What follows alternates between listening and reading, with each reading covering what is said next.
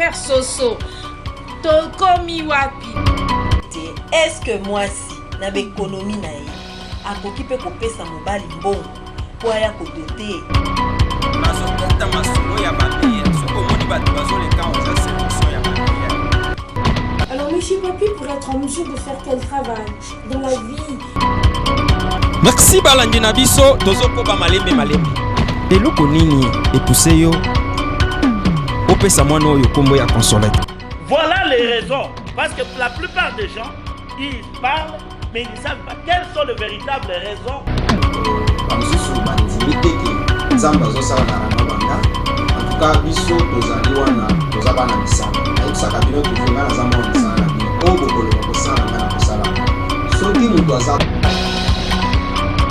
Voilà tout pour les sommaires. Mesdames, messieurs, bienvenue à cette revue de presse. Dépêché dans le Grand Katanga par le président Joseph Olenga-Nkoy, la mission de la délégation du CNSA conduite par son rapporteur Valentin Vangui a commencé par cette audience avec le vice-gouverneur du Haut-Katanga, Jacques-Claude Canfoy.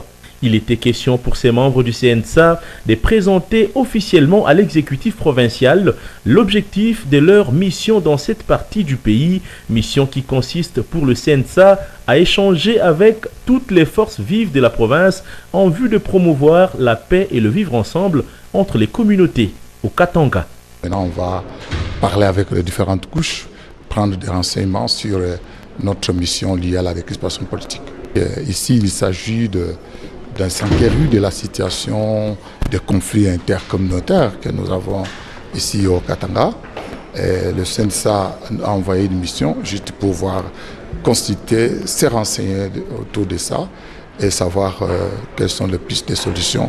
La mission de paix a fait également objet de cette rencontre avec le président de l'Assemblée provinciale du Haut-Katanga aux côtés des membres du bureau de cet organe délibérant. Une rencontre importante qui a permis aux émissaires de Joseph Olenga-Nkoy de s'imprégner davantage sur ce qui paraît comme un conflit intercommunautaire qui opposerait les Katangais aux Kassaïens.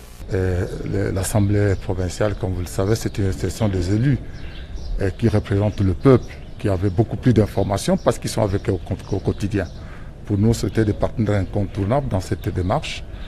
Et nous sommes très satisfaits parce qu'ils nous ont donné beaucoup d'informations, parce qu'ils ont la cartographie de toute la province qui vient dans tous les secteurs, dans tous les groupements. Nous avons compris un peu la situation sécuritaire,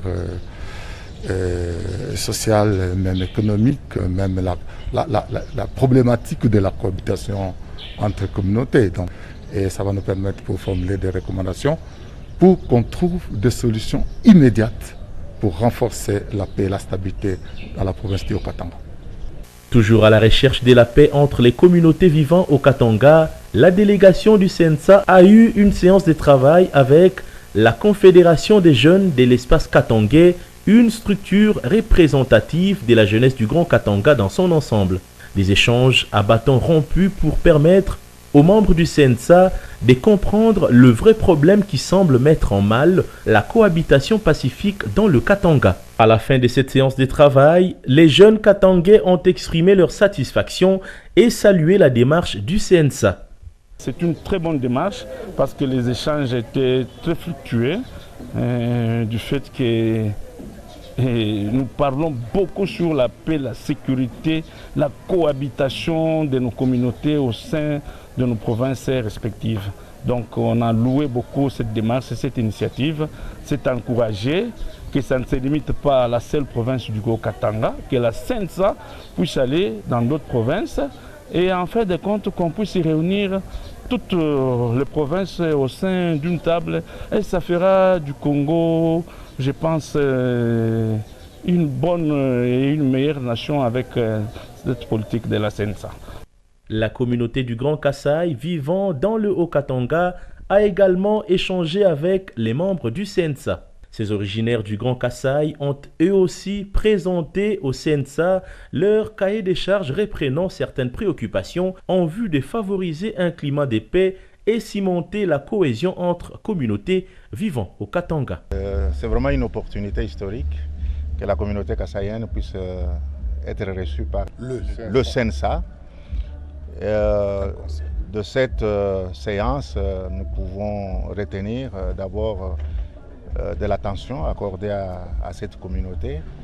Et cette séance a consisté dans le diagnostic de la situation ainsi que de l'examen afin que le présent puisse prêter flanc à un futur qui puisse être agréable pour l'ensemble des populations qui vivent dans cette province et pourquoi pas éviter des effets secondaires au niveau de l'ensemble du pays. Et ce futur agréable se résume dans une cohabitation pacifique, une option à laquelle la communauté kassaïenne adhère et s'engage pour raffermir des relations avec son environnement proche. Le fondateur de l'UNAFEC, le patriarche Gabriel Kungua-Kumwanza, a lui réservé son hospitalité légendaire à la délégation du CENSA conduite par Valentin Vangui. Ce dernier a fait part de sa lecture de la situation sécuritaire notamment et estime qu'il n'existe pas des conflits entre les Katangais et les Kassaïens. Il accuse plutôt les politiciens qui, selon lui, instrumentalisent la population au profit de leurs intérêts politiques. Je suis très content de recevoir cette délégation parce que mon frère Olégan Koï m'a alerté. Je savais que cette délégation se trouvait dans nos murs, c'est très bien, et dans le cadre de sa mission, la délégation est venue me voir et pour échanger sur la situation sociale de la province du Grand Katanga. Nous avons pu passer en revue toute la situation dans sa profondeur, l'histoire du Katanga, et puis les méthodes d'approche et surtout la démarche qu'il faut présentement pour qu'on cesse de parler des tueries au Katanga et surtout de ce qu'on veut nous montrer qu'il y a hostilité entre les deux communautés, principalement les Katangais, les Kassaïens et tout ça. Je me suis permis de leur dire que nous travaillons à ça parce que le Congo appartient à tous ses enfants, à toutes ses filles et à tous ses fils. Partout où on est congolais, on est juif. Et c'est ce que nous sommes en train de dire, car cette démarche-là, c'est une démarche démoniaque, diabolique de vouloir provoquer les fusions de sang gratuitement. Nous ne voulons pas et nous avons pratiquement abondé dans le même sens. Les Congolais doivent se sentir chez eux partout où ils se trouvent. Il n'y a pas conflit.